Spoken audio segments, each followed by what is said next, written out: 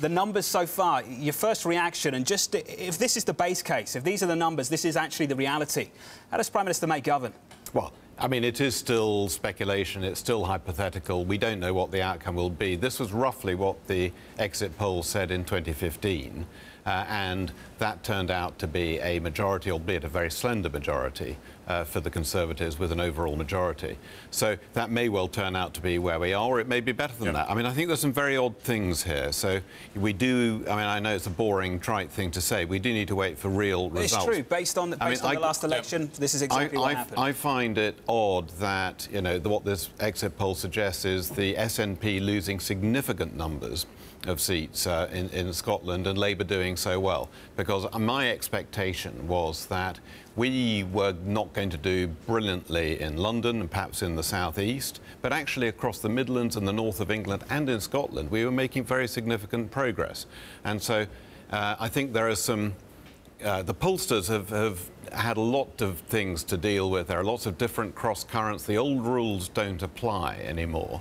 So, you know, I think we need to kind of wait and see some actual results. I would not at all exclude at this stage that this does turn out to be a better outcome. It's not going to be a landslide, clearly, I would have thought, unless something very surprising changes. But I think it could turn out to be is certainly within the realm of possibility in the margins of error. What happened to the landslide? What? What happened to the landslide? The Conservatives had a terrible campaign.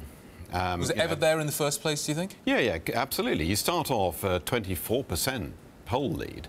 And I always remember, you know, Roy Jenkins said in 1997, all Tony Blair had to do to be Prime Minister was carry the Ming vase across a slippery floor without dropping it.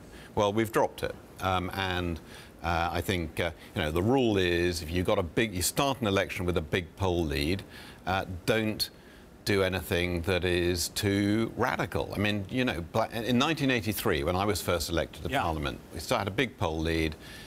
Manifesto, quite bland, quite generic, nothing too radical in it, and we had a big majority. In 1987, we had, you know, again, not a brilliant campaign, but we ended up with a majority of 100.